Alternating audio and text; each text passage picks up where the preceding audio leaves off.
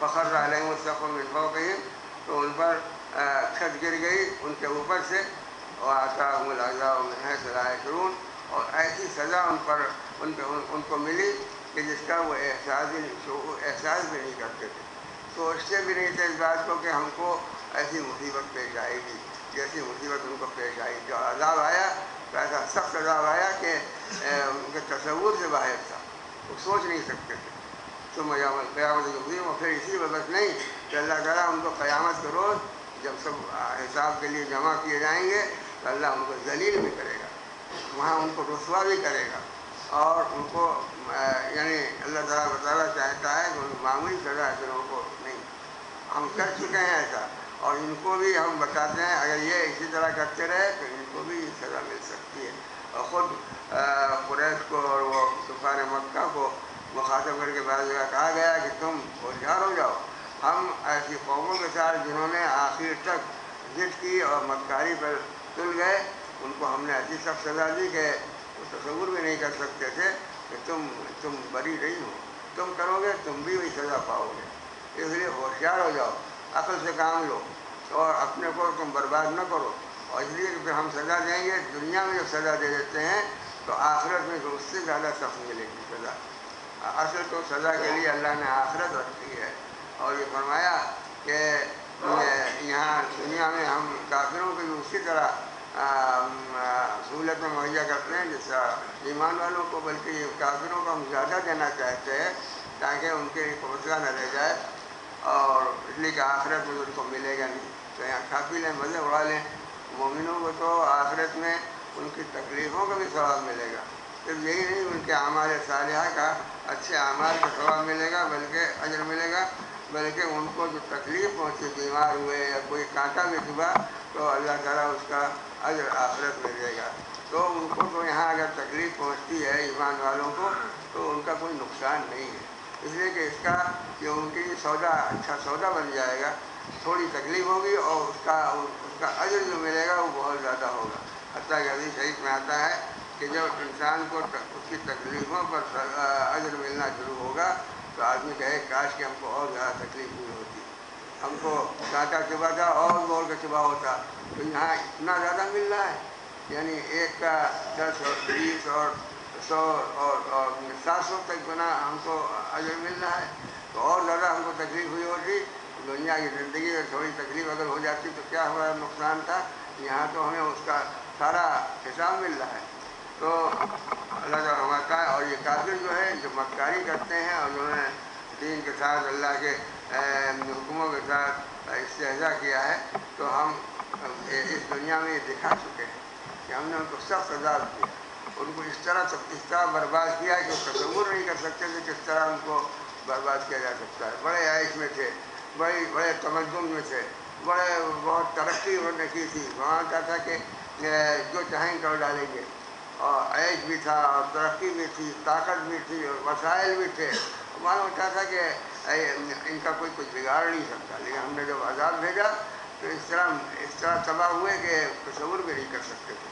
تو یہ اللہ تعالیٰ بیان فرما رہا ہے کہ کافروں کو ہوشیار ہو جانا چاہیے کہ یہ جو اسلام کے دین کی مخالفت کر رہے ہیں اس کی سزا بڑی سخت ہو سکتی ہے، اور وہ سزا صرف یہی نہیں کہ یہ دنیا میں ملے گی بلکہ آخرت میں بھی ملے گی، اور وہاں ان کو ذلیل بھی کیا جائے گا۔ فرمایا ثم یوم القیامۃ یخزیہم، اللہ تعالیٰ ان کو ذلیل کرے گا اور ان سے پوچھے گا کہاں ہیں جن کی تم عبادت کرتے تھے، ان کو بلاؤ تمہاری مدد کریں، کہاں ہیں وہ؟ اور وہ شرمندہ ہوں گے، ذلیل ہوں گے، اور ان کا مذاق وہاں اڑایا جائے گا۔ بلاؤ اپنے معبودوں کو تمہاری مدد کریں، تم جو عذاب ہو رہا ہے اس عذاب سے تم کو بچائیں۔ اور اللہ تعالیٰ فرمائے گا وَيَقُولُ أَيْنَ شُرَكَائِيَ الَّذِينَ كُنتُمْ تُشَاقُّونَ فِيهِمْ، وہ کہاں ہیں تمہارے وہ معبودان باطل جن کو تم نے ہمارے ساتھ شریک کر دیا تھا، ہماری قدرت میں ہماری عظمت میں ان کو شریک کیا تھا، تم جن کے خاطر ان کے نام لے کر اور تم اسلام سے دشمنی کر رہے تھے، دین سے دشمنی کر رہے تھے، مقابلہ کر رہے تھے۔ قال الذين اوتوا العلم ان الخزي اليوم والسوء على الكافرين، تو وہ تو کیا بول سکیں گے، ان کی ہمت نہیں ہوئی بولنے کی سوائے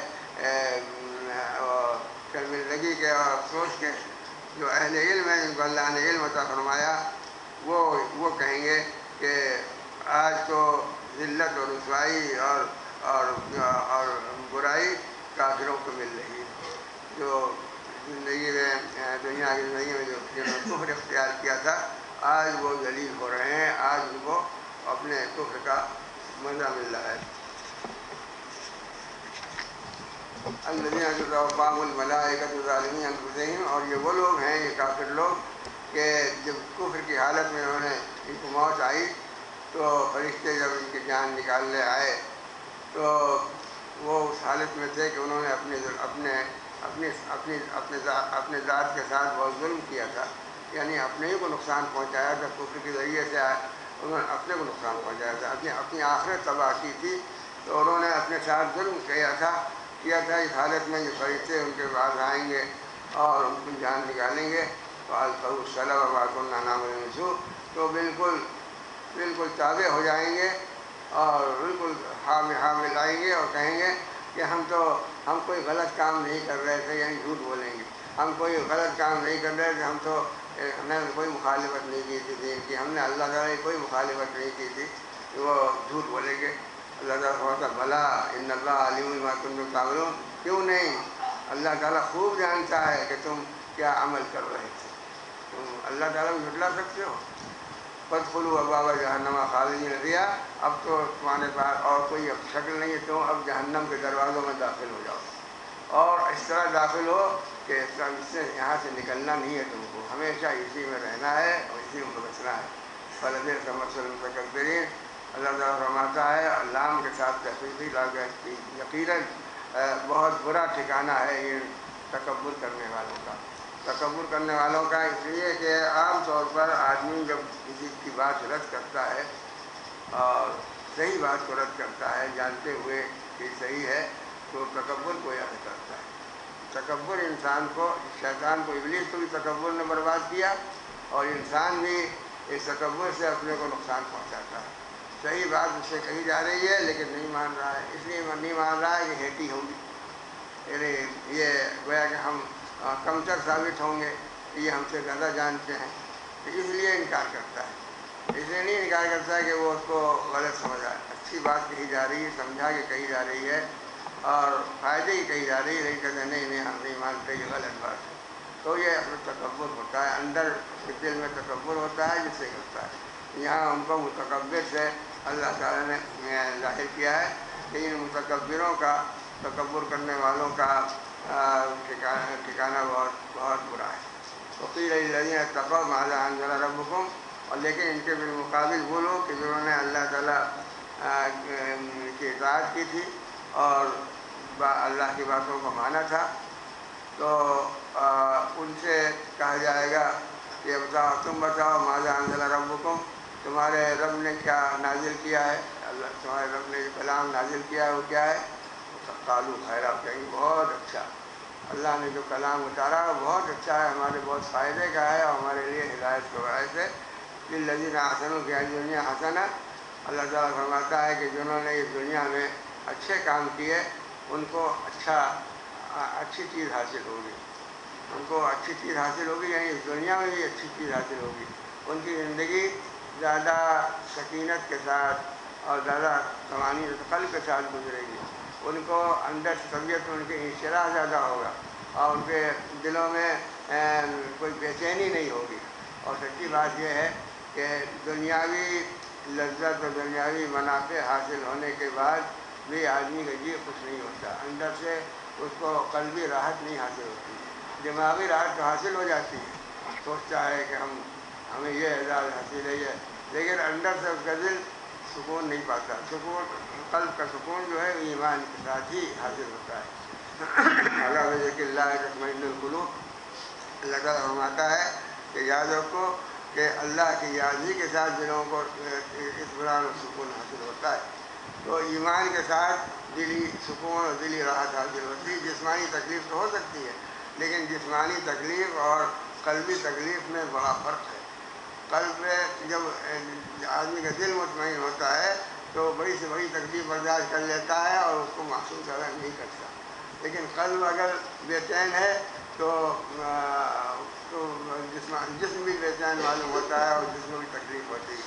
فرمایا کہ دنیا ان کو جنہوں نے اچھے کام کیے دنیا میں ان کو اس دنیا میں ہی اچھی چیز حاصل ہوگی.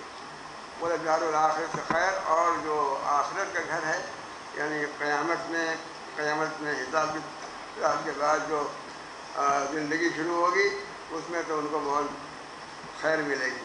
اور نعم دار المتقین، اور جو تقوی اختیار کرنے والے ہیں، احتیاط کی زندگی گزارنے والے ہیں، ان کا مقام بہت اچھا اور عمدہ مقام ہوگا.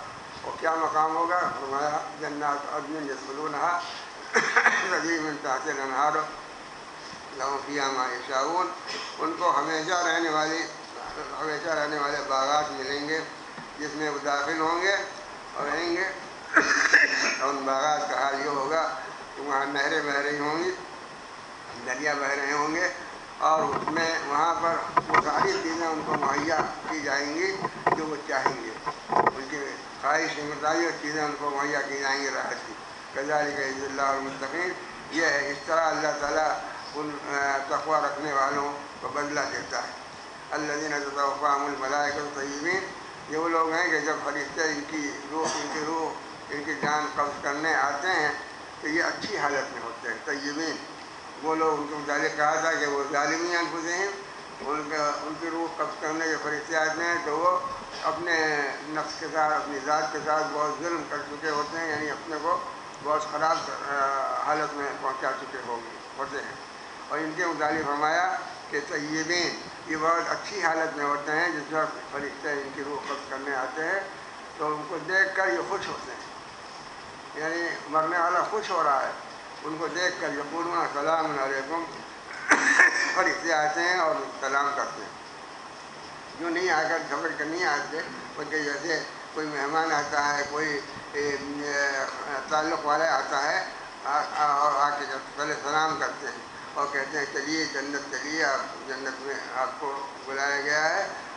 بما کنتم تعملون، اس چیز کے صلے میں جو آپ عمل کرتے تھے، جو آپ اچھے عمل کرتے تھے اس کے صلے میں اللہ تعالیٰ کی طرف سے آپ کو جنت میں بلایا گیا ہے، چلیے ہم آپ کو لے چلتے ہیں. عزت کے ساتھ وہ لے جاتے ہیں. هل ينظرون إلا أن تأتيهم الملائكة ويأتي أمر ربك كذلك فعل الذين من قبلهم. اللہ تعالیٰ فرماتا ہے ان لوگوں کو، کافروں کو کی طرف اشارہ کر کے کہ یہ کیا دیکھ رہے ہیں، کہ جو دین کی مخالفت کر رہے ہیں، اللہ کی مخالفت کر رہے ہیں، نبی کا مذاق اڑا رہے ہیں. هل ينظرون إلا أن تأتيهم الملائكة. یہ کہے کا انتظار کر رہے ہیں، کس چیز کو دیکھ رہے ہیں؟ کیا ان کے پاس فرشتے آئیں ان کو سمجھانے کے لیے؟ اب کیا فرشتے آئیں؟ ان میں سے جو بہتر سے بہتر آدمی تھا جس کو یہ مانتے تھے کہ وہ امانت دار ہے، وہ سچا ہے اور اس کو بہت اچھا کہتے تھے، اس کے ذریعے سے اللہ نے پیغام بھیجا. اس کے بعد بھی یہ ان کی سمجھ میں نہیں آ رہا ہے. کیا چاہتے ہیں؟ کیا فرشتے آئیں اور یا ہم رب یا تمہارے رب کا کوئی فیصلہ آ جائے؟ یعنی کیا تباہی چاہتے ہیں اپنی؟ ان کو مہلت دی جا رہی ہے، چاہتے ہیں کہ فوراً کوئی تباہی، فرشتے آئیں گے تباہی لے کے آئیں گے. فرشتے کوئی ان کو ان کی خاطر کے لیے تو آئیں گے نہیں. كذلك فعل الذين من قبلهم. اسی طرح ان لوگوں نے کیا جو ان سے پہلے تھے. ان سے پہلے جو قومیں گزری ہیں وہ سب اسی طرح یہی طریقہ اختیار کر چکی ہیں. وما ظلمهم الله ولكن كانوا انفسهم يظلمون. اور ان پر اللہ نے، ان کے ساتھ اللہ نے کوئی زیادتی نہیں کی، کوئی ظلم نہیں کیا. انہوں نے جب خود اپنے کو برباد کر لیا اور کوئی گنجائش نہیں چھوڑی تو پھر اللہ نے ان کی پکڑ کی اور ان کو ان پر عذاب بھیجا. اللہ نے ان کا زیادتی نہیں کی، ولیکن کانوا انفسهم یظلمون. دراصل وہی خود اپنی ذات کا زیادتی کر رہے ہیں. یعنی ان کو بتایا جا رہا ہے کہ دیکھو اس جگہ تم چلو، کانٹے ہیں تمہیں چبھیں گے، نہیں مان رہے ہیں نہیں ہم چلیں گے اس راستے پر. ان سے کہا جا رہا ہے کہ آگے خندق ہے، گر کر تباہ ہو جاؤ گے، ارے ہم تو جائیں گے. تو حقیقت میں تو انہوں نے ظلم کیا، اپنے ساتھ زیادتی کی. فأصابهم سیئات ما عملوا. تو ان کو وہ برے سے برا ان کا نتیجہ ہوا جو انہوں نے عمل کیا تھا. وحاق بهم ما كانوا به يستهزئون. اور جس طرح مذاق اڑا رہے تھے دین کا اور اللہ کے رسول کی باتوں کا، اس نے ان کو جکڑ لیا اپنے میں اور اس بات نے ان کو تباہ کر دیا. وقال الذين اشركوا لو شاء الله ما عبدنا من دونه من شيء. ہو گیا؟